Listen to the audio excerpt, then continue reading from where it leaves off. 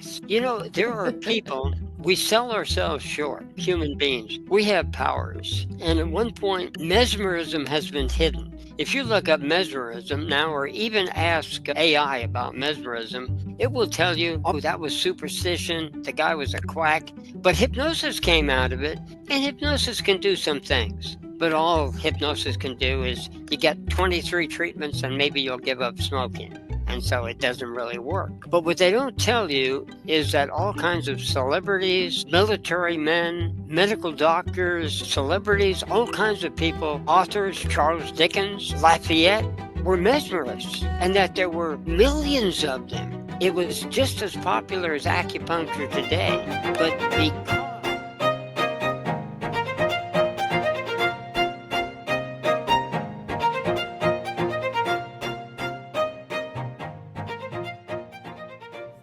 Aloha and welcome back to another show, guys. I'm beyond excited for today's show because we have a guest who is truly in a league of his own, Atom Bergstrom. Atom is a researcher, an author, and a deep thinker who has spent decades uncovering the hidden truths about health, energy, and the way our bodies really function. His wealth of knowledge challenges what we think we know, and his insights have changed lives. And today he's here to share them with you. You can find more of Atom's work at his website, solartiming.com. Also, huge news, guys. We officially hit 3,000 followers this week. I'm incredibly grateful for every single one of you who listens, shares, and supports the show. This wouldn't be possible without you. If you love what we do here and want to help keep the show going, please take a moment to follow, subscribe, and leave a positive review on your favorite podcast platform. These ratings and reviews are what helps us bring incredible guests like Atom to the show. They also show potential guests and sponsors that this show has a loyal, engaged audience, and that makes all the difference. And it only takes a few seconds, but it truly helps more than you know. Also, if you'd like to support the show directly, head over to my website, sensiblehippie.com, and check out the store and where I shop and books I read section. If you make a purchase through those links, I do get a small commission at no extra cost to you. It's a simple way to help cover the expenses of running this podcast and website. Okay, enough of that, guys. And now let's get into our conversation. So let's welcome Atom to the show. The views, thoughts, and opinions expressed in this podcast are intended for entertainment purposes only. They do not purport to reflect the opinions or views of any experts or medical professionals. This content is not intended to be a substitute for professional medical advice, diagnosis, or treatment. Always seek the advice of your physician or other qualified health providers with any questions you may have regarding a medical condition. Gosh. So how are you? okay, we've had Yeah? some rough weeks because of different things that happened, and but otherwise okay. And we had some rain. Of course, we were concerned about the fire. We were really fortunate because there was like this little sliver of land that was like protected. It had no wind, and it was just from Carpinteria to Goleta, and that was it. And everything else had wind blowing and fires starting all over the place. And of course, LA burned down. And part of it, Crazy. which I'm talking about on Facebook, but nobody's going to listen, I don't think, is that you can actually terraform California. Why this weather is going on is because of taking the trees out. And strangely enough, the trees that burn actually bring the water so they won't burn. That's why in the rainforest now, where they've cut the trees, they're having droughts. And so you'll have droughts, and it also leads to disruptive weather patterns. So you will have hurricanes, like the one that came into Acapulco, and then they had 3 hurricanes in 2 years.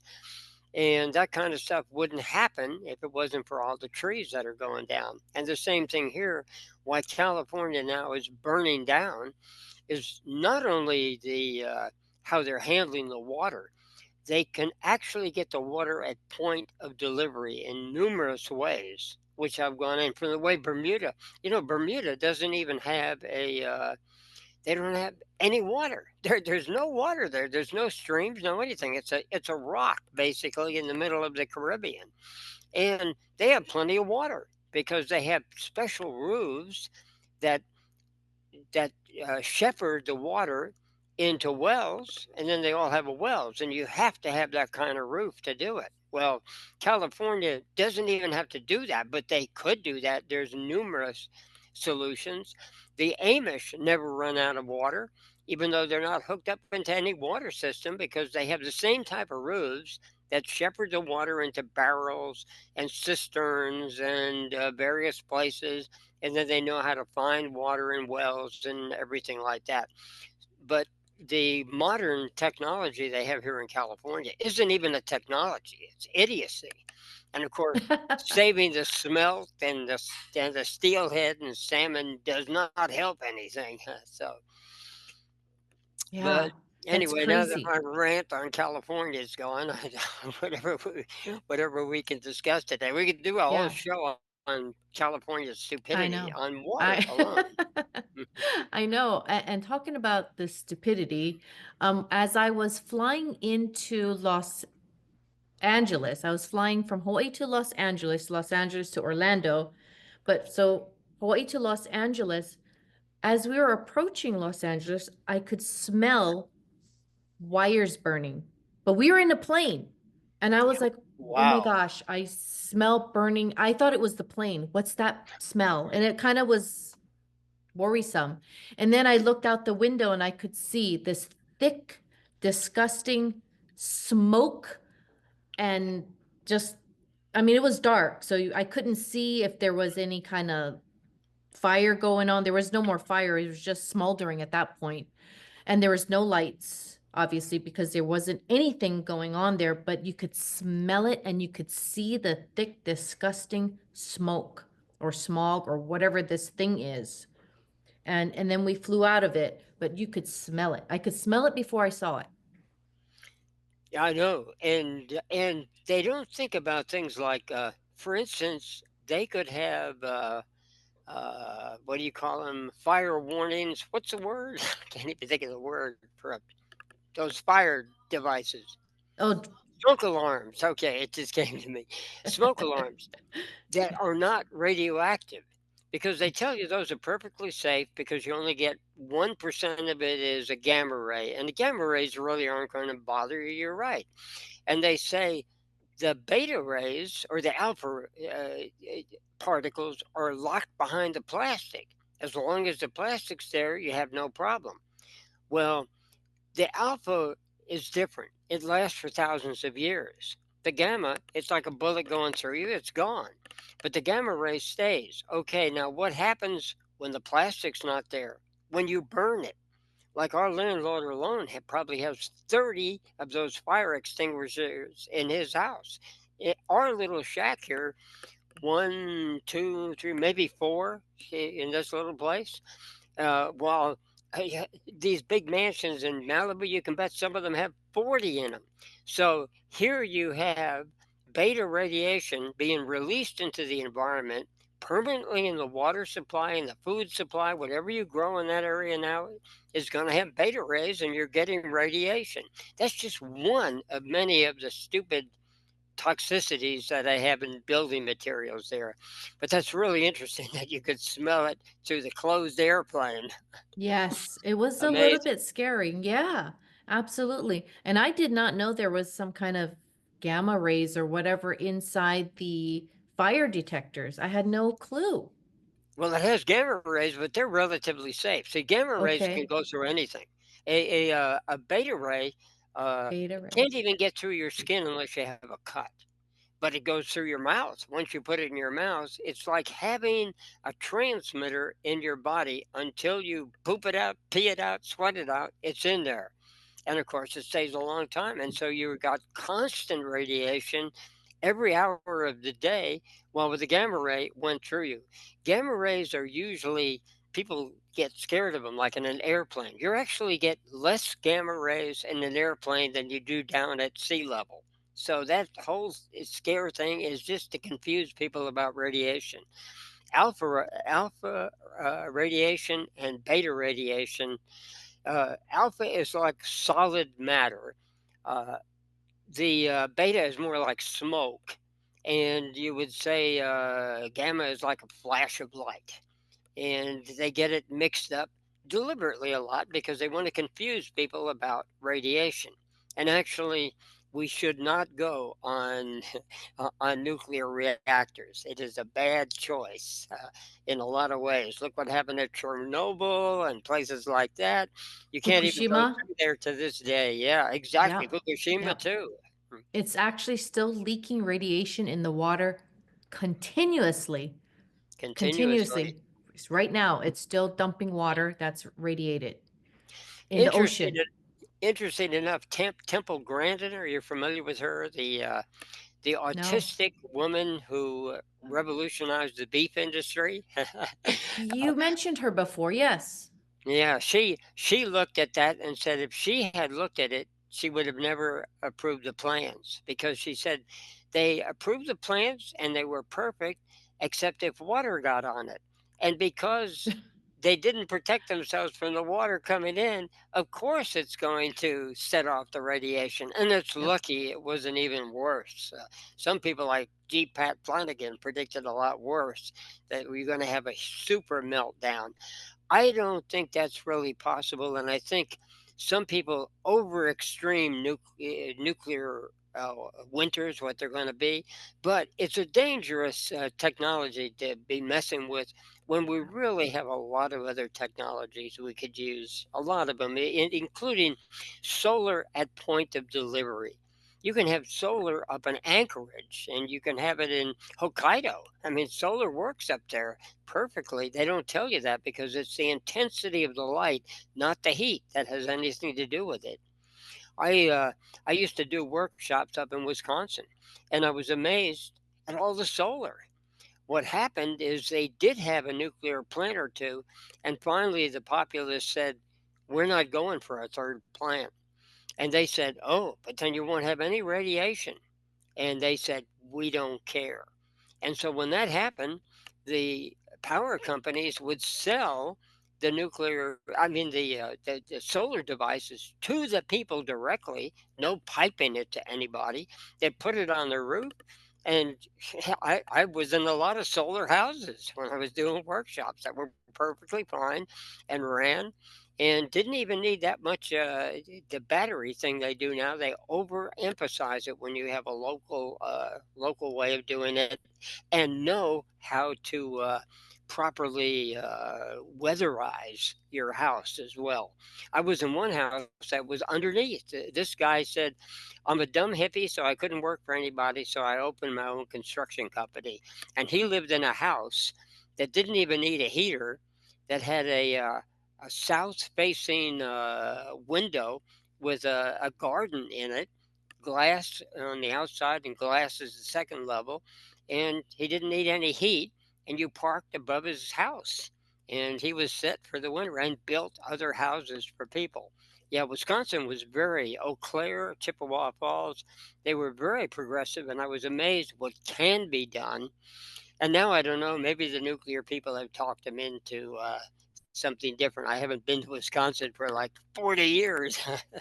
Been a long time.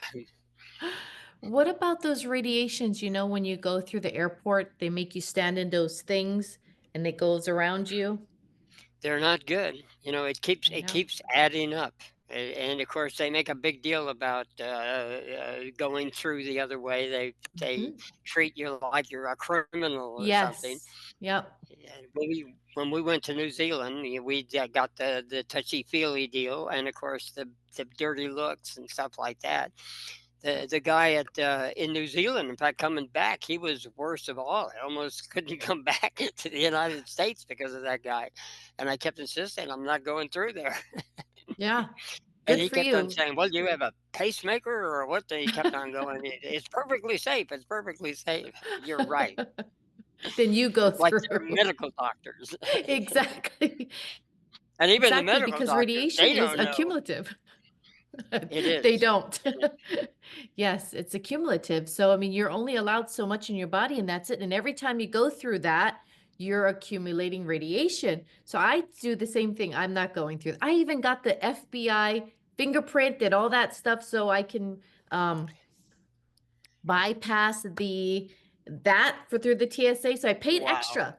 So I don't have to do that. And they randomly, and they always randomly pick me as I going through the other side. They're like, "Oh, stop, you have to go the other way." And I said, "For what? I have the FBI thing. Why do I need to go?" "Oh, it's just random." "Really? Random. Okay." So I know. So I say, "I'm not going through that. Just pat me down."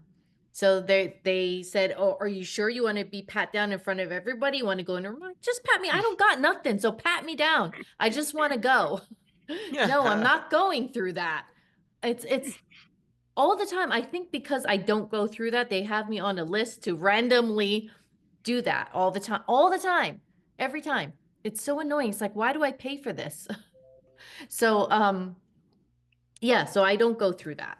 So I'm glad you do the same. Yeah, it's awful.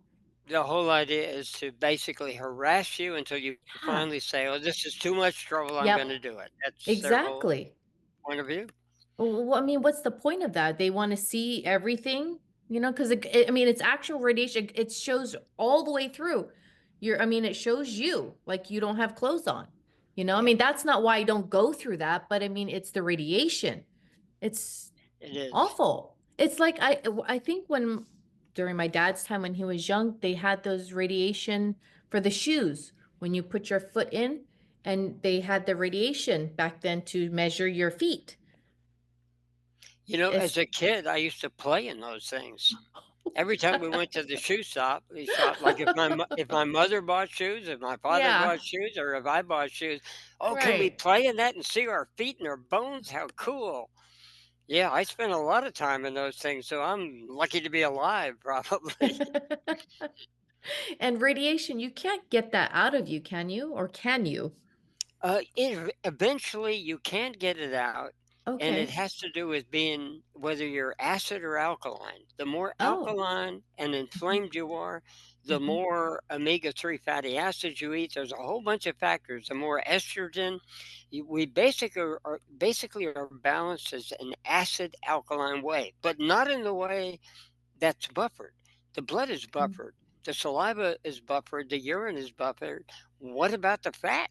Fat doesn't even have water in it or very little. It's waterless.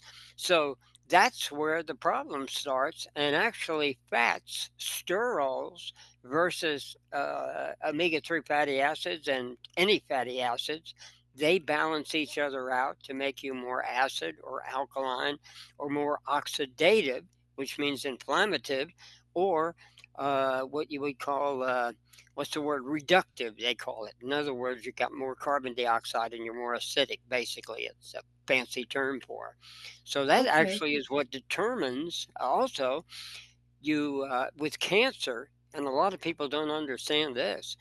uh, if you're in an acidic environment, which means more carbon dioxide, reductive, less oxygen, you grow cancer.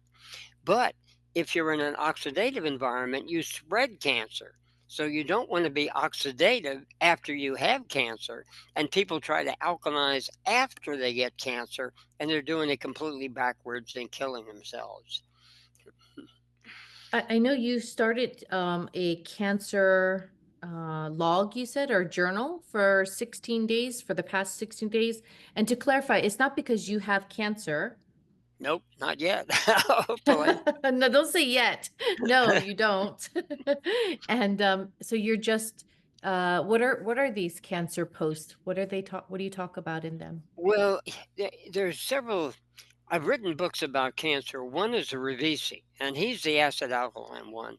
And a person who has time to know how to prevent cancer, that's the book to read. But a person who has cancer, they don't have time to figure all that out and do it unless we had a hospital that did Revisi's type of work. And we don't have it anymore. The last one went down the tube probably in the 1990s. Ribisi died at 101, and all his work went down the tube at that point. They tried to keep it up. It might have kept up till maybe 2006 or 7, and the final lab went down. So nobody is doing that work. And I found it the only total understanding of cancer was by Dr. Rivisi. Now, there are other methods to do it. The toxins basically toxify you and turn the immunity on where it wouldn't be on. It's kind of like you get up in the middle of the night, you got a cramp. Well, instead of rubbing it lightly, it doesn't stop the cramp. But if you cramp it more by putting pressure on it, the cramp goes away. The same with cancer. If you cramp it more by giving it another shock on top of the cancer shock, it'll often eat up the cancer. And it happened to a friend of mine who had a big hole burnt in her back. Now, she had, get this, cancer of the spine. I'm sure I've mentioned her before. Cancer of the spine, cancer of the lungs, breast cancer. And they said, get your affairs in order. How did you even walk in the office? You got cancer everywhere. You're nothing but cancer.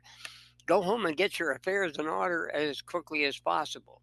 Instead, she went to San Antonio, had a big hole burned in her back, and it totally reversed the cancer for 8 or 9 years after that she lived. And I'm not sure what she finally died of. But anyway, a counter shock, basically chemo works by counter shock. You could just as well go out and get in an automobile accident and be cured, or by stung by killer bees. And if you survive the bees, the cancer goes away. That's what Dr. Coley found. So there are Okay. various ways to do that, Yeah. in, including I've gone into Dr. Beard's ideas, and he was on the right track too.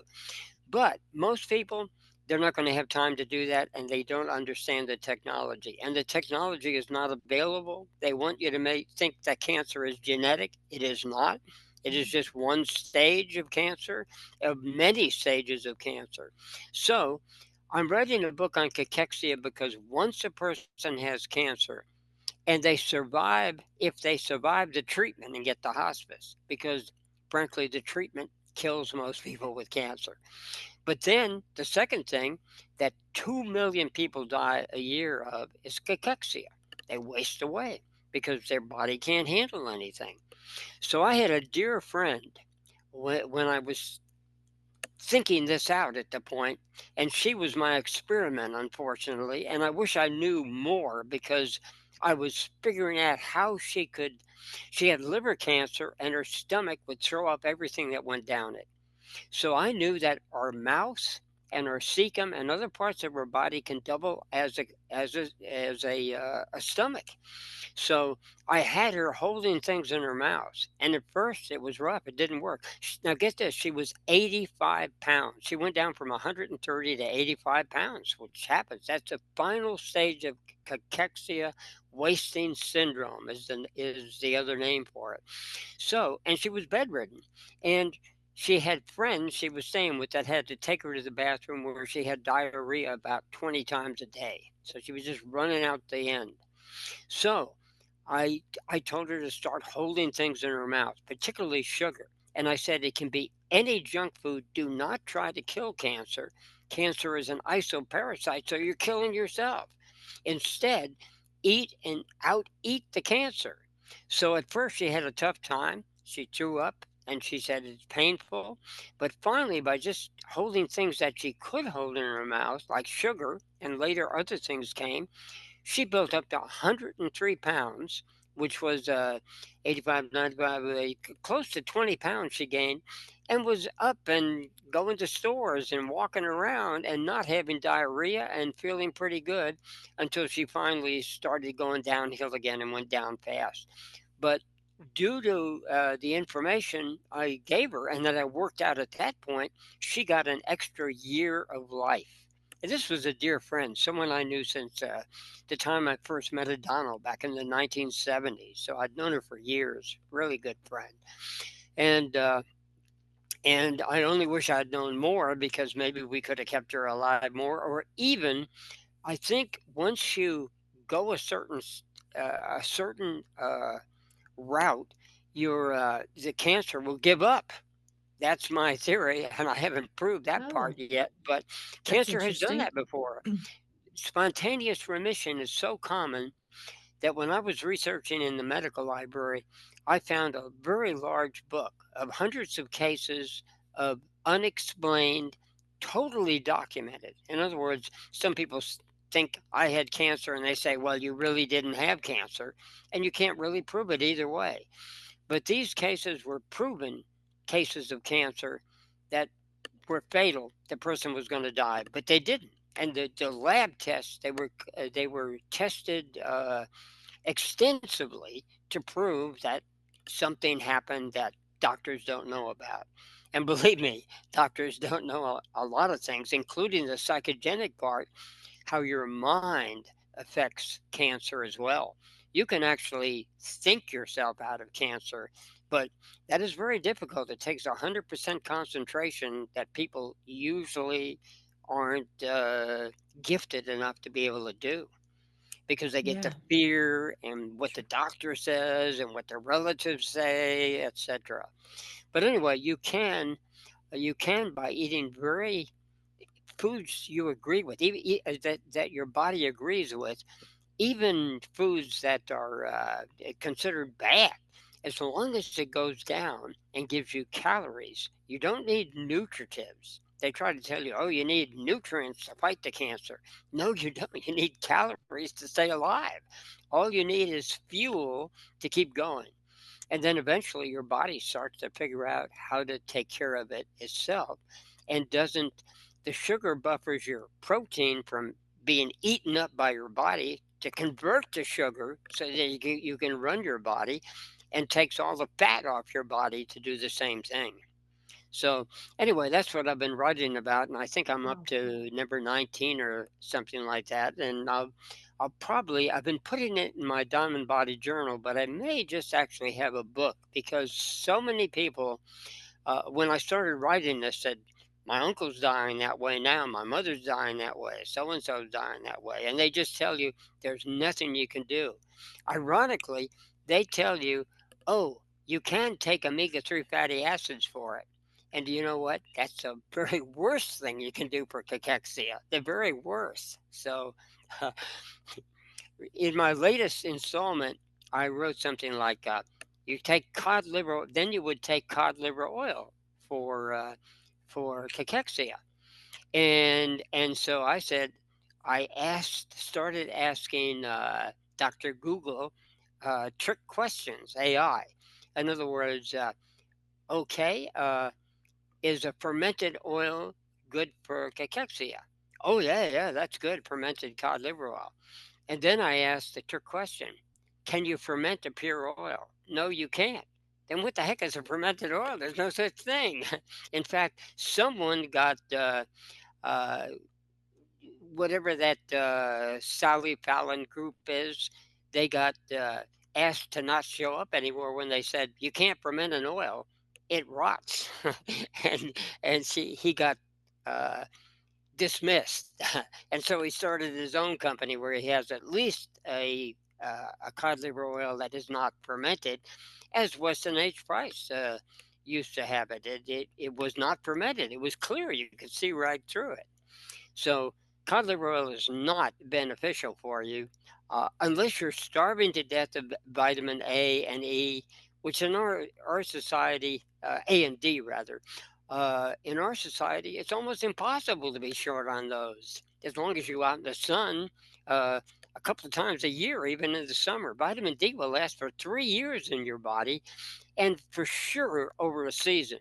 Mother Nature figures you're going to be out of the sun for a certain amount of time. We'll take care of you because I'm Mother Nature, Mother Nurture. But people don't trust it. Oh, you need vitamin E every day. You got to get it. If you don't get it at high noon, you're dead. Get it, and you got to take supplements and fish and everything else. Nonsense. You can get all the vitamin you need in Anchorage. As long as you expose your palms or some other part of your body briefly to the sun, maybe 20 minutes, and you'll get it. Or your food. You don't even have to get naked. You just put, especially dried food like pasta, like mushrooms. There's a whole bunch of foods that just soak up the sun. You can just take white rice or pasta. Dried food will soak it up better than anything else. Oh, that's And interesting. and I was going to say, and cooking it won't deplete it yeah, like rice? yes, no, maybe, but you've cooked it already. It's after it's cooked, then you put it out there. Oh, After it's okay. ready. Yeah, that's the funny thing about it. People think that if they go out in the sun all day, they're going to get vitamin D. It actually destroys vitamin D. And here's an example. With dried food, it lasts. So at one time, a long time ago, they decided they're going to take dried food and see if they can be a source of vitamin D. Well, it was, but then it destroyed all the other vitamins. So they said, oh, we got to stop that. But they never thought that some civilizations took like white pasta with no vitamins and minerals, soaked it for vitamin D for that, and then they got their other vitamins from other food. I mean, why do you have to depend on one food for everything? So that's the secret of it. If you take a dried food with no vitamins and minerals, nothing gets destroyed, and the longer you leave it out in the sun, the more vitamin D it has. Now, it's different with oils. Like if I took cream or olive oil out in the sun, all the maximum of vitamin D would be added within 20 or 30 minutes. After that, it starts to degrade. And in fact, if you leave the olive oil out for 24 hours, say you were exposed to sun that long, it would be rancid and there would be no vitamin D and there would be anti-nutrients in to block it because it's an oily food, not a dried food. And the same thing happens to us when we're out in the sun. People who get too much sun are short and they need to get some vitamin D out of their food, strangely enough, because they think they're getting it from the sun, but they're not. So it's very confusing. And of course, the vitamin D people who want to sell it desperately for some reason, I don't know, there must be extra money in vitamin D compared to other vitamins. They're so desperate to sell it and tell everybody you got to have 50,000 IUs, etc., etc. And it's been well known for a long time that 200 IUs, more than that per day, will actually leach calcium out of your bones. They don't tell you that part. No. So, so I know some people personally who were told to take 50,000 IUs and all of their joints failed. They had to have them replaced. And they Oh never my God. realize what was happening. And they don't tell you Exactly. that because it's slow. See, what the slower a toxic process is, the less noticeable it is, and doctors get away with that all the time. They Sad. do. So what about the sea buckthorn oil? It contains omega 3, 6, 7, and 9, and I guess some kind of lanolinic acid. What No is that good. good or bad? No good. No good. You know, if you take it because it's so little, it won't hurt you until you start continually taking it. And sometimes some of these supplements can and herbs can act like uh, stimulants, tonics, briefly. But if you keep taking them, you get aging. And one of the things when I tell people that omega 3s are bad for them, they say, well, I feel good when I take them. They actually will make you feel good and take your pain away, just like they used to take pain away by giving you radiation. Oh, come step under my radiation machine. Oh, my pain is gone. I'll come back for more treatments. Well, the same thing with omega 3. How does it make the pain go away? By decreasing immunity. You want to build immunity to get rid of your pain. And that's where people misunderstand what omega 3 fatty acids do. Now, people aren't going to notice it because it will knock off 2 or 3 years off their life, 10 years off their life, whatever it is, and give them diseases like Parkinson's disease, dementia, all of those type of Lou Gehrig's disease, all of those need omega 3 to set them off unless you're exposed to radiation or high levels of estrogen in other ways. But almost always, you will find in those diseases, including heart disease, omega 3 fatty acids involved. I found two medical textbooks that tell you that you can't get heart disease from cholesterol unless you have omega 3s to set it off. And so, of course, that's the rule since 1930 has been that omega 3s are essential fatty acids. They're not essential fatty acids, they're killer fatty acids. And they're even got a campaign saying American Indians got 50% omega 3s and 50% omega 6s. The Apaches didn't eat fish. They didn't even eat an animal that ate fish. They couldn't eat bears because a bear would eat a fish. And they knew the difference. Geronimo died at 81 or 82, I believe. He got pneumonia when he fell off his horse dead drunk. Yes. It was a drug. Otherwise, he probably would have lived to 100. Yeah. And he was fit, as fit as you get. He was a warrior. He killed so Yeah. many people in battle, and he survived so many wounds and everything. And so he didn't have any omega 3 fatty acids to protect him. So there's so much ridiculous things about, especially omega 3s. It's one of the greatest scams that has ever come down because it's lasted since 1930. It's going on 100 years, a 95-year scam. And even I respect and actually know, I met him, Andrew Weil. But Andrew Weil, he agrees with most of the other things I say, even that black pepper is a problem. But he's a fanatic about omega 3s being so good for you. And I just shake my head. I don't see how he could have possibly got it because just about everything else, I used to go to him to see if he agrees with the things I found, and almost we're in complete alignment about a lot of things. He's a little more conservative than me, but we're pretty much in agreement. And by the way, how I met him, he used to be into drugs. He was a follower of the guru of Wade Davis and of what is his name, Squiddy? The guy who went through the Amazon and tried every drug that was known to humanity down there. Schulze. Yeah, Schulze. Richard Schulze was a Harvard man who went down and withstood the most incredible adventures that you could ever find. Some people say he was the model for Indiana Jones. Uh, he did all these adventures down there, took every drug, and Andrew Weil was a disciple, a student of his, as was Wade Davis, and I forget the third guy. But anyway, at that point, Andrew Weil was obsessed with mushrooms and eclipses because had some kind of lunar energy, he believed. And when I first met him, he was in town, and I went to his lectures and hung out with him. But then we both were invited to see Swami Muktananda, and we both crawled up. It was a long hall. You had to crawl up on your knees to see Swami Muktananda, and we both crawled up together. And he told him because he was bald, he was going to be rich. At that point, I wasn't bald, so I guess I couldn't be rich. And instead, Muktananda told me, stick to one thing. Stop going and everything. So somehow he knew that was my. I was, I was That's your accused of being MO. exactly, and he mounted his horse and rode off in Yes. all directions. He knew that.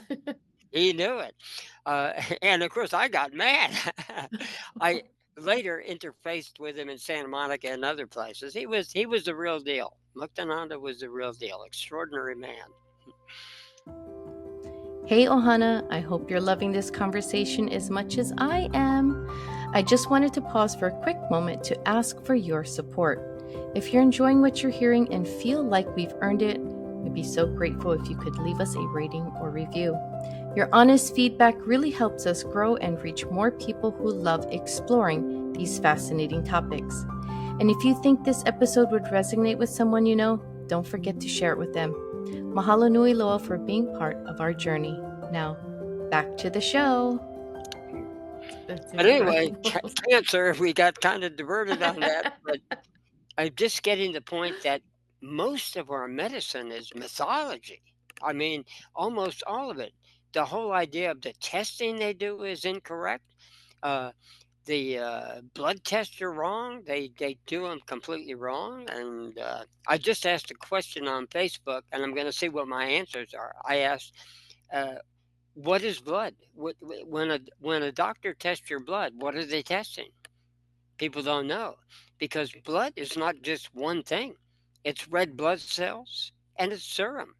Are they testing the serum or are they testing the red blood cells itself? And they don't tell you that. Or are they telling you both because sometimes you're low on potassium because you're too high on it because it went into the cell? That's a cancer cell. Over 60% more potassium in it than the serum is a rule of cancer. And if the potassium comes out, then you can have a heart attack, but you're curing your cancer. And see, they have no clue about that. And so when people go in and get their how much potassium and how much magnesium and copper, it's all a scam. They have no idea because they don't figure in the ratio or even know what blood is. I got a blood test. What part of your blood? I don't know. That's great. The tourists are in your house. What room? I don't know. I'll blow up the whole house. That's their that's their philosophy. Oh my goodness. You had mentioned earlier about reductive. Is that like I think I remember from before there are these little pills that you can put in your water to make it reductive? Is that No, what you're talking about? reductive means lack of oxygen. That's all Okay. it means. And here's an Okay. example how cancer grows. Ray Peat gave a good explanation of this. He said if you tie a tourniquet around your bicep Hmm. uh, and don't move your arm, you're more vulnerable to cancer because carbon dioxide tends to grow cancer.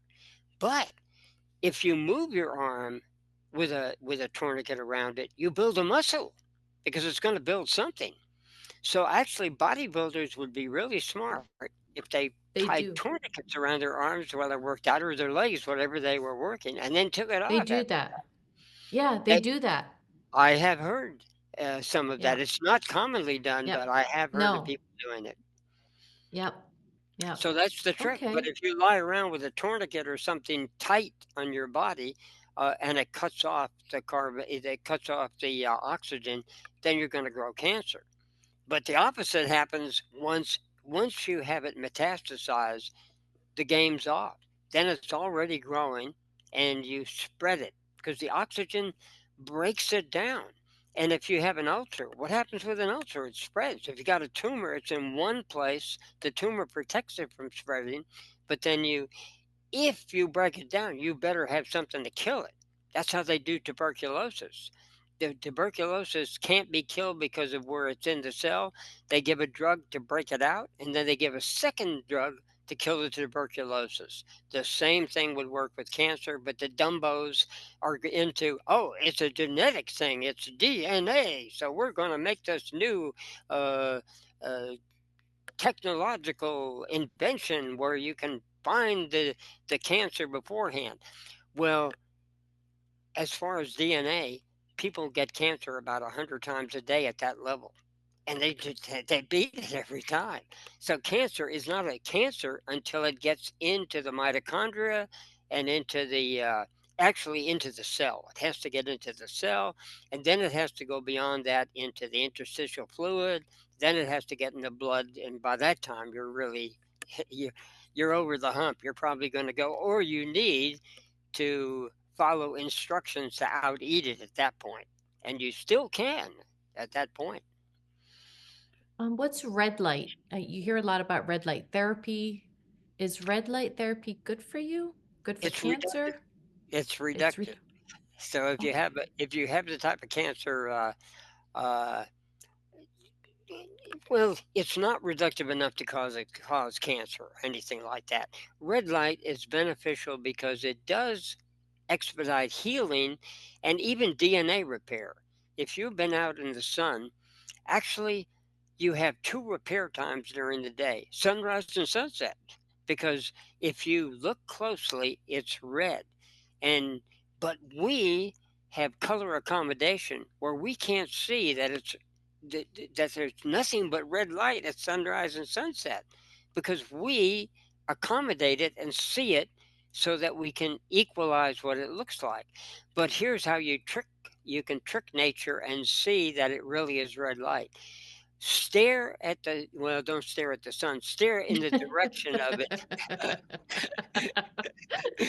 Not, not good advice. Stare in the direction of the light, so you're Mhm. getting the light, and then look at the shadow. The shadow is green, the opposite of red. So you're accumulating red light at that time. So anyway, at sunrise and sunset, they're healing times for DNA. You can actually heal your DNA or have red lights like we have too. We have a couple of them here. Nice. Does it matter what frequency it is? Because it varies. Yes, and here's the scam. Uh, they get something like I think it's 676. It's a Mercedes tail light, and they tell you that's the one you need. It's a bunch of bull. it's it's so they can sell their expensive systems. What you Yeah. need is that actually orange light, red light, crimson light, and dark red light are the healing frequencies, and even yellow. So when you buy a chicken warmer, a red one Mhm. like we have, Mhm. that red light has all of those frequencies and even some of the infrared frequencies that you need, the close infrared. Your your secondary infrared doesn't do anything except make pheromones. so so basically, when they sell you a 670 or something, it's BS. You may have some effect on it, but minimum effect. The best effect is to get the full spectrum red light, which encompasses uh, part of yellow, orange, and red. And even you will find in Gaudioli's color uh, therapy, they use the orange for cancer and things of that nature. So they mislead you. Again, it's really what's the word, criminal to be selling those things because now most of the people, honestly, they just believe what they heard. Someone tells them that, but the person who first does it, they know. They know they got the Mercedes tail light, and they know they made it up, and those people really are villains or criminals or whatever. But think of the thousands of people then believe that, and there's so many of these Mercedes taillights out there now in these units with built up bunches of lights. All you need is a $12 General Electric chicken warmer. We have two of them. Okay. So is it the LEDs? Because some is LEDs. They call it laser, I guess. Are those not good? Counterproductive. Counterproductive. Actually, they're not good for you. No. Uh, Wow. I how counterproductive is a good question. Incandescent is good, and at Mhm. least our new president is going to make incandescent okay again. I hope so. Exactly. We'll see what Exactly. happens here in California because we've Yeah. had go. We actually have yellow light bulbs put in because they didn't run out of those yet. Uh, they run out of them now, but they hadn't run out of them, so we stocked up on yellow. It's all we could get. So we're actually yellow is better at night because you have more yellow and less of the white. But incandescent was also designed to have less blue light in it to be like firelight because General Electric scientists in 1910s knew that that was healthier for your human body than blue light at night. Way before all this blue light stuff where people are wearing yellow glasses and going on with all that kind of shenanigans. So you don't even need a yellow. If you have an incandescent white bulb, you don't need yellow glasses, but it's better to yellow. And we're kind of used to yellow being mellow now. So we use either we have yellow bulbs or red bulbs here. And no white at night, so we get as little blue as possible, so that we can our cycles, our circadian cycles stay more regular. Is saunas detoxing when you go sit there and sweat? Is that a good thing to do? Yes, no, maybe. I think you can over sweat and get in Sure. shock. So, Sure. but Okay. I think it's beneficially okay if you don't do like they did in Sedona, by the way, where all those people died. Remember? Did you Oh know that? yeah. Mm, Yeah, yeah, yeah. I didn't mhm. know that was in Sedona, but okay, I do remember that they were in a sweat Yep. TP lodge thing. Yes, years It was ago. halfway between Sedona and Cottonwood. Right in there, Oh, they had a big center, and they kept people in too long, and they died. So you can overdo sweating. You have to be absolutely. careful of how you do it. I Yeah. prefer hot tubs because hot Okay. tubs, jumping in a cold swimming pool, coming back into the hot tub, I think that's much more therapeutic than just sweating. Also, I find sweat lodges very boring. I'm sorry. The one time I was going to go in a sweat lodge with Archie Fire Lame Deer, who was a really popular Indian, a very, very nice man. I got to hang out with him several times. But they wouldn't let me in because I wore an astrological bracelet, and the metal, they said, would burn me. Oh, Well, after they went in, his wife told me, uh, she said, you could have actually wrapped sage around it and it yeah. would have prevented it.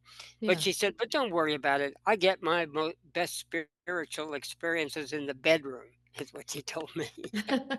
Okay. So, anyway, Oh, so I that's so didn't worry funny. about it. Yeah. Interesting. I know you wanted to talk about cosmic egg. I don't know what a cosmic egg is. What is that? Let's see. Now, I'm not even sure what I meant when I Oh. uh-oh, we're in trouble now. Uh, Uh, probably probably I was talking about the different energies in our body. okay. Kundalini is overrated. It's Mm. actually the spinal energy, and the chakras Mm. supposedly come up the spine, but they don't. This is probably what I was talking about. Okay. There is a force around us uh, that is like you could call it your aura, I guess, Mm. and and it's also associated with the skull. And the true chakra system starts right here. And Okay. if you look at the head, it's an ovum. And if you Mm-hmm. look at the spine and its Mm-hmm. Kundalini action, it's a swimming sperm. So it is nothing but the replay of the sperm attaching to the medulla oblongata in the back of the ovum, and then it grew into a big head, and it grew into a spine and the ambulators to move it around. So the spine keeps moving. All the ovum has to say is, "Come here, big boy," and that's it. So the Interesting. real spirituality starts Mm. here and ends up in the Mm. medulla oblongata, which Wow. assassins use because it's the only instant part of the mechanism. Uh, if you, they call it the sweet spot for assassins. You stab it, and the person can't yell. Any place else you pierce a person or shoot them in the brain, they can yell. That's the one person they can't because it's instant timing. There's no delay. So assassins, it's their favorite place to get. And that place is so powerful that I met an acupuncturist one time that said if you get near it, you kill the person, but if you get within a certain distance, you can heal a paralyzed person by doing Oh. it. And I met some really amazing naturopaths, acupuncturists. They had like 12 years of different experiences like that, and they knew what they were doing. This guy could adjust the goldfish. That's how good a chiropractor and naturopath he was. I didn't know goldfishes needed to be adjusted. They do, yeah. And any animal can be adjusted. In fact, Wow. I met a veterinarian who adjusted a cat and Mm. cured it of some problems it had. The first time I was a disbeliever. She said she could talk to cats, and I'd heard that before. I'd met a lot of phonies, but this woman, her name is escaping me right now because I haven't dealt with her for a long time. Uh, she said she put the cat in her lap and said, "Okay, I'm going to stick a needle in." No, first she's going to adjust the cat. I'm going to adjust the cat. She started to move the cat, and the cat, of course, I don't want Mm. my spine adjusted. So she said, "I got to talk to the cat." And I said, "Oh, here goes craziness." So she leans down and says, and doesn't say anything. I can't hear anything. And she said, Right. "The cat says it's okay." I said, "Okay." So then she goes, wham! And the cat doesn't even move. I would have been scratched to pieces. The cat just lies there after doing a really hard adjustment. Then she says, "Okay, now I'm going to stick some acupuncture needles in the cat." She sticks one in, and the cat doesn't like it. Got to talk to the cat again. Leans over. Uh, Cat says it's okay. Sticks about 7 needles in. The cat just lies there with the needles in until she takes them out after 5 or 10 minutes. Says, give the cat some rescue remedy, do this and do that." And I was a believer. And they were going to bring me actually into Atlanta, Georgia, where they were at one time to do workshops on what I did. And I became friends with her. Her name just escapes me now. But anyway, she's a real deal. What is it? Mary, yeah, Mary Brennan. So if anyone really wants a woman that she told me, when you adjust a horse in a stall for the Kentucky Derby, which she did regularly, you have to get that neck in one swoop or you're stomped. She Oh, says it's a yeah. very serious business. So she was sent to Arabia to for by sheikhs and to Hawaii to adjust their horses because no one else could do it. She's a remarkable woman, just remarkable. And she gave us advice when my friend's dog was dying. She said what to do and that the dog probably wasn't going to stay long, but to do this and don't do the advice we were getting from other sources. Yeah, Mary Brennan, amazing. She wrote a book about the natural horse, I think, which is a very good book on horses, and she wrote one on the natural dog too.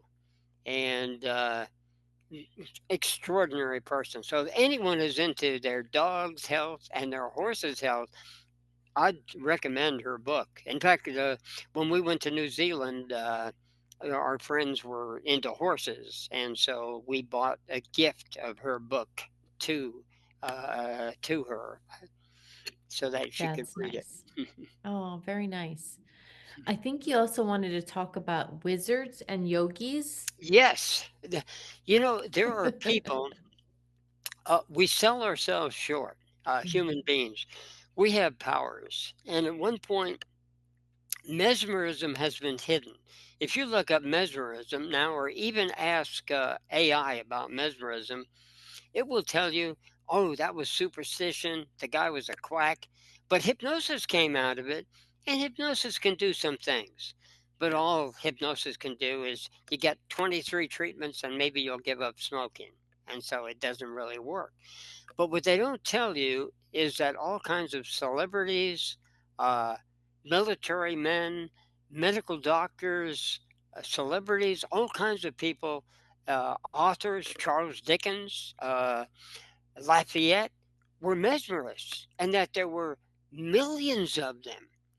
It was just as popular as acupuncture today, but because they know what to leave out of education, no one believes that today. You ask AI, it'll tell you it was some kind of superstitious thing.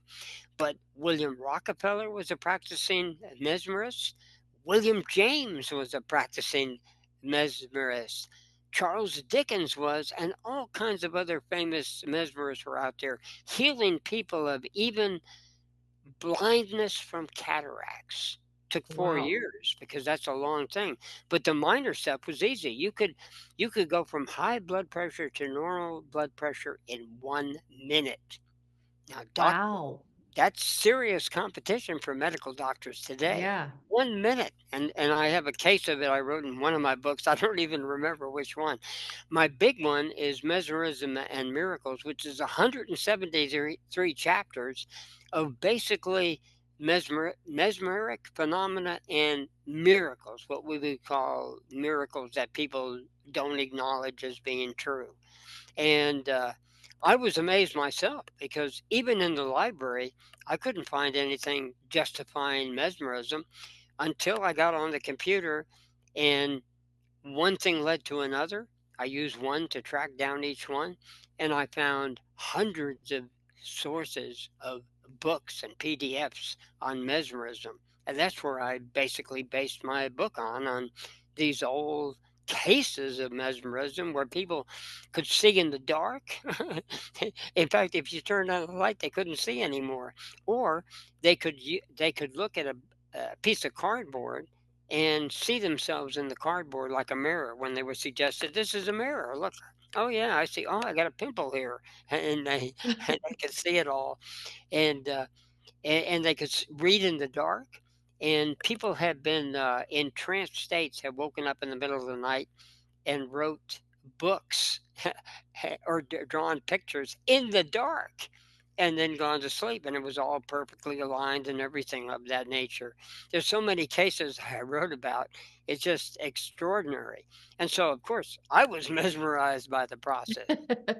The closest thing we have to mesmerism now is applied kinesiology, where Mm. I probably already have told you this. I had a buddy named Frank Broski, and he was in Sepulveda, California. They've renamed the town now, but he lived there, and he was there with his two sister-in-laws who were young, the young sisters of his wife. And so I'm talking to him, and I said, "You want to do an experiment?" He said, "Sure." So I said, "Hold out your arm and have one of your sister-in-laws push it down, see how strong you are." Now, Frank was a gymnast. He could do an iron cross. He was a phenomenal strength. So anyway, he held out his arm, and of course, it was strong. So I said, "Now do it." And I did what's called positional vivaxis, where I just moved my hand down in his direction. And I said, "Now test him." And he weakened 2,000 miles away, and his arm goes down. That's the power of mesmerism. So then I didn't tell him what I was doing. I said, "Well, try it one more time again." And this time I went up the other direction. And now she said, "Well, he's stronger than he was before. What the heck happened?" So I went to Adano and I told him, "That stuff, Swami Nitty Gritty, that really works." He said, "Yeah, but healing involves intimacy. So it's good to be a circus performer and do that stuff, but it's not really good for for therapy." So I kept it to a minimum, but it works. And that was my first experience with Frank Broski before I ever knew that mesmerism was a common thing. And these kind of things were done regularly back in the day where people could, under mesmeric states, could know what other people were doing. And like in a shipwreck and things like that, that were told before it ever got in the news. The news was a lot slower, like in the 17th or 18th or 19th century. So people would know way in advance. They were the news service when they were under mesmerism. They found certain people. See, with mesmerism, some people are really superstars at it. When I do mind hacking, anybody can do that because it's gross motor movements. But with mesmerism, there are Babe Ruths and there are Woody Allens, that swinging that bat. That's not going to be a very good baseball player. So you find certain people, though, are really good at it. I may have mentioned Arrigo, the surgeon of the rusty knife. Yeah, yeah. Yeah, he cut cataracts out of people's eyes with no anesthetics, and they felt no pain. And yet, Henry Belk, who I met and was friends with, he said he was down there and watched the test, and they did tests trying to even touch that part of the eye, and it's painful to touch, much less cut into it. And so, but he was a witness to those surgeries, and he said he would sometimes do 10 a day. Just line 'em up, come, cut through them, and do all kinds of other healings too, where people that were had fatalities.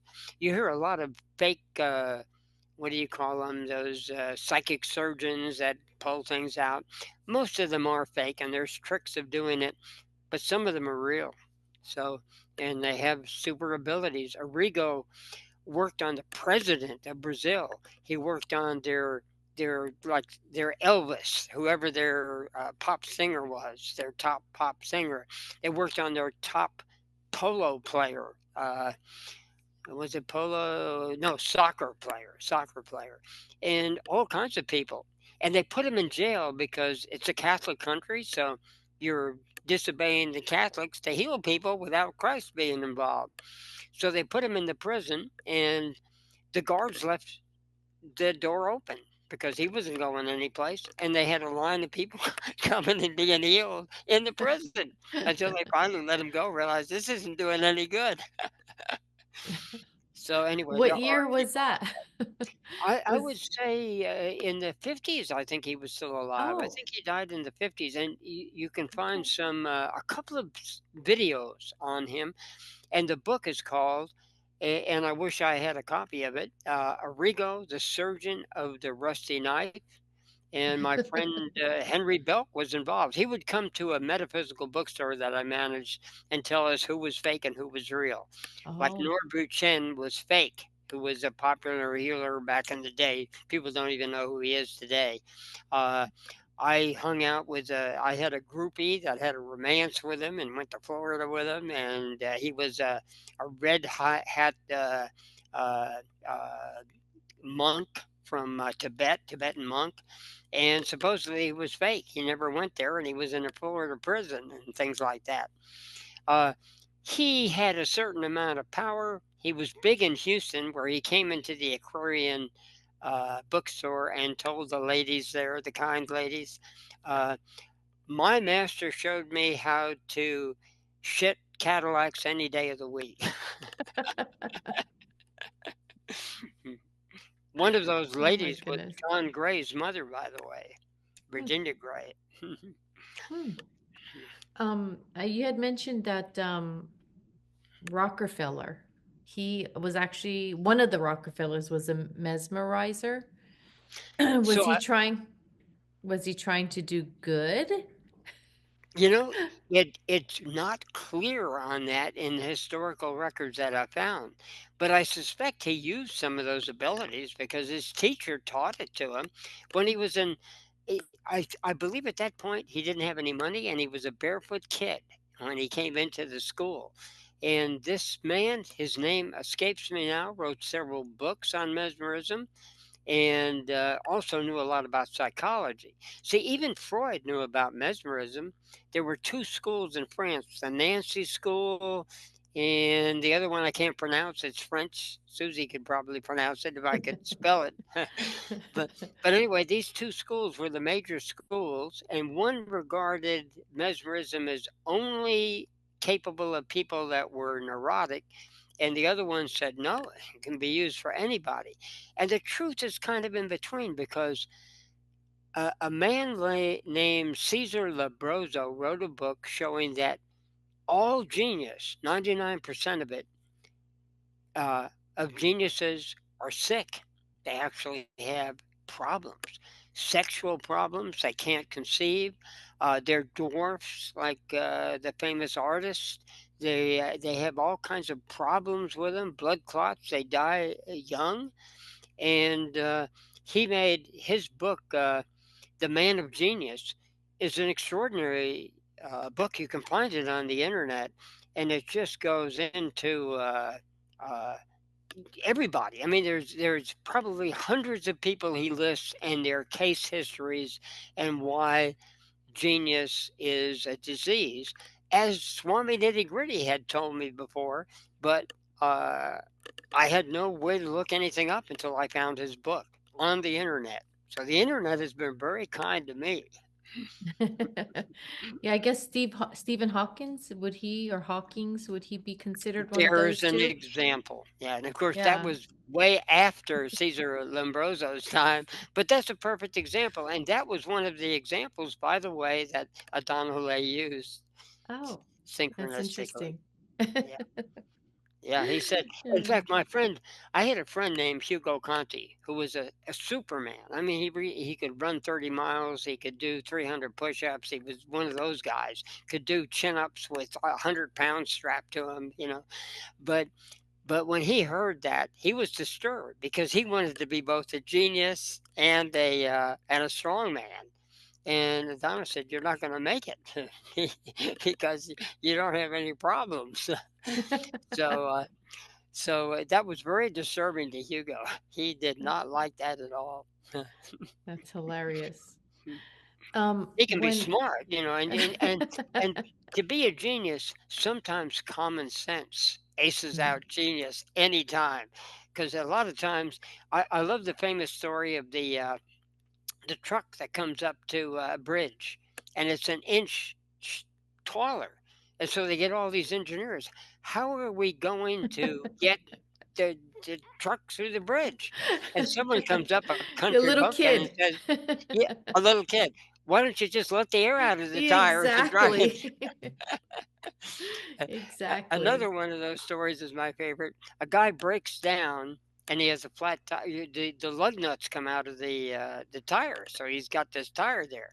He happens to be by a nut house, so there's a guy over the fence. He said, "Hey, why don't you take the one lug nut out of all of the other three tires and put it on that tire?" He says, "Wow, what a great idea!" So he puts it on, and so he says, "That was pretty smart. What Yeah. are you doing in the nut house?" And he said, I'm crazy. I'm not stupid." Oh, that is true. That is true. Why is that? Yeah, common sense, and that's the Yeah. thing that people really leave out with health. Mm. Before you do common sense, but now they tell you this is true, and people believe something so preposterous. And most of our medical mythology is so ridiculous, and people believe it. I won't go into this events of the last 4 years, but there's a perfect example where you take Yeah. something and make it crazy. And it's going to happen again now. They're killing all our chickens. Why don't they kill the Still animals in zoos? Oh yeah, yeah, they're killing 14,000 a month. in Uh, America 14 or no, 14 million in America. Yeah, oh 14 my million a gosh. month. Now, uh, common sense. Why do they just treat it like a cold in a zoo when the animals are more expensive? Because they don't want us to have chickens. And they want the eggs to keep creeping up with prices, things like that, right? Yep. Because And there's other reasons which I won't go into because I don't want you pulled off the show. I don't know. On Facebook, they're pretty open now. We can say things on Facebook we that's couldn't because before. Zuckerberg is for Trump now all of a sudden. Yeah, suddenly he turned. Suddenly he changed. What happened? That's because probably Elon Musk is on his side. So he's like, hey, if Elon is and he's a billionaire, maybe I can because it's a cool thing now. Yep. I don't know. Yep. You know, in Elon's defense, he believes that we have to change our genetics to go to outer space, that there's no other way. And he's got a point. So, in his heart, he wants to save humanity. He, at the same time, would like to be a king. Definitely, there's no doubt about that. He wants to be the guy in charge. But he and Michael Milken both, in a 2011 interview, said to get to outer space, we have to change our genetics. It's done. They don't understand certain things about genetics. They can do it, but consciousness is not mind. And that they don't get. And that's where their confusion starts. And the research they're doing now is way off track. They could actually change it in other ways, but what we have now is not. Uh, I won't go any further, but it's not good medicine or common sense, and it will not get us to Mars, and they're claiming now we're going to be there in 2028. I predict we're not. And if we try, it's going to be a disaster because they don't know what they're doing. Because I'm not an advisor. I wish. Yeah. I could actually give them some tips on where to go. Not the technical part, but I could tell them what they're doing wrong. That's Mm, easy. That's common sense. But they don't seem to have common sense. Larry Ellison's cancer cure, that is the most ridiculous thing ever. I never Assuming heard of again that. that cancer is at a yeah, he's got some millions of dollars that this Oh, new deep seek sabotage that you can do it oh cheaper. no. But it can't be done cheaper anyway because cancer is not a DNA problem. They have No, it's got that not. all wrong. Why Yeah. do they have DNA? Because you can patent it. You can't patent Ah. a protein. You can't patent a Mm, histone. You can't patent this and that. You can only patent that. And that's why it's a money making thing. It's a scam from beginning to end. If any doctor tells you it's a genetics, walk away. run. Hide your wallet and your purse. Yeah. Wow. Um, the fires that was happening in California, do you think they were on purpose? Some of them? Um, yes, no, maybe. It wasn't a Yeah. bioweapon, I'll tell you that much. It was Okay. mostly Yeah. stupidity, and Mm, and they don't care if it burns down because now what are they going to turn the Palisades into? Into 15-minute cities, and mhm. you can't have a private house anymore. You have to have at least four families. All that stuff is already in the works, you know. And Yeah, when Trump came out here and said, "We're going to make it happen in one day, get back to your house," it's going to be a year or more, and they're not of even going to be course. able to get out. By the time California Mm, rules and the Coastal Commission and everybody yeah, gets done, it's all phony. I mean, this state is it's such a beautiful state, and the food I is so great know. here is why we're here. But as far as the government, The it's laws, yeah. all criminal. It's total. Yep. Everybody should be put in jail who is a politician. Maybe 1% saved, and everybody else go to Guantanamo or someplace. Yeah, we wanted to move a long time ago to Napa Valley. I really fell in love with Napa, but I really didn't like the politics there, so we chose not to do it because of that, unfortunately. So, but yeah, Napa is beautiful. Beautiful. Luther Burbank hung out there too. It's a Mm. beautiful area. Yeah, I they was actually have. supposed to. I had an opportunity to manage a 99-cent store up there one time for my father-in-law, my second wife, but I didn't take it. Petaluma, I Mm. believe it was. They have natural hot springs over there. They do. I Yes, they do. know. I went to a They have them here hotel. too. Do you really? Yeah. That's Yeah, pretty cool. I used to, sometimes I would hike up there, in the middle of the night even. I knew the way so well up to the hot springs, and Wow. there were a couple of them. And at one time, there was a huge hot springs here, but, I forget what happened to it. It's now on private property, but Oh, sure, one of of course. the drawings for Santa Barbara was this huge hot springs they had up not too far away from where we live. And now the hot springs, I used to go up there regularly and soak, and then sometimes go all the way to the top of the crest. So I would do 11 miles before work on some days. I was in Wow. really good shape, and I'd run down the hill. That was I loved running down the hill, which is dangerous. I've slipped a That couple times. is. Kind of Usually you crazy, run actually. uphill, don't run downhill. Yeah, downhill because then you would bound. You'd take like 10-foot leaps, boom, boom, boom down the Oh, trail. wow. I get Yeah, down really fast. I knew you could. Wow. Well, Adam, this has been another fascinating conversation. I truly appreciate the depth and knowledge and unique insights you always bring to the topics. But before we wrap up, can you tell our listeners where they can find your work, your books, and how they can connect with you? Facebook page is one place they can find out what we're doing and everything, and solartiming.com. Let me see. I think I even have I gotta reach it here. Dun, dun, dun. Can you see that? Yay. That's beautiful. And Yes. that's what the site kind of looks like. So Yep. you can find it at solartiming.com.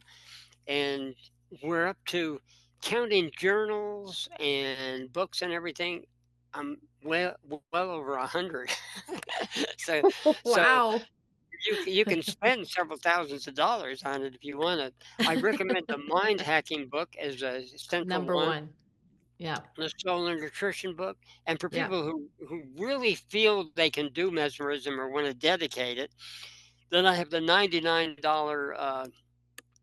mesmerism and miracles books. But mm, it's interesting to if you just want to know about it. I probably have the most complete history of mesmerism ever written. I don't know any other work that takes in such a wide concept and puts it into modern perspective what is and what isn't and what survived correctly. And that's because I was fascinated by it when I've always been a library junkie and been in lots of libraries. And once I found out that Yes. I could track this down on the internet, I spent ask Vibrant Gal. She's seen me on this thing late into the night. Sometimes she'll get up at 2 in the morning to go to the bathroom, and here I am on the computer. So that's the way it is. It just That is. I'm a research junkie. I love information, and I also love common sense and practicality and good living too. Anyway, we have a lot of books up there of various Awesome. kinds. Show up and look it over. We also have little tapes of me talking. Little, what do you call those kind of tapes, sweetie? Like clips. Gene. Snippets, yeah, snippets of things. Mm. Well, thank you again for being here and sharing your wisdom. It's always a pleasure to have you here on this show. And I will send you the link and hopefully you can come back again soon. Okay, looking And forward you'll, to it. Yeah. And that brings us to an end of another episode.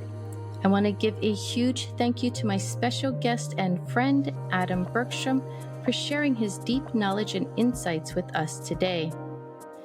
His research continues to challenge the way we think about health, energy, and how our bodies truly function. If you want to dive deeper into his work, please be sure to check out solartiming.com. And of course, I want to thank you, my amazing listeners, for tuning in and sharing and being part of this growing ohana. We just hit 3,000 followers, and I couldn't be more grateful for your support. Now, before you go, please take a moment to follow, subscribe, and leave a positive review. These reviews and ratings are what helps keep this show going and bringing on incredible guests so more people can find these important conversations. It's quick, it's free, and it truly makes a difference. If you'd like to support the show directly, please check out sensiblehippie.com and visit the store, where I shop section, and the books I read. Every purchase through those links helps cover the cost of running this podcast. I want to thank you again, and until the next time, stay curious, stay awake, and stay sensible.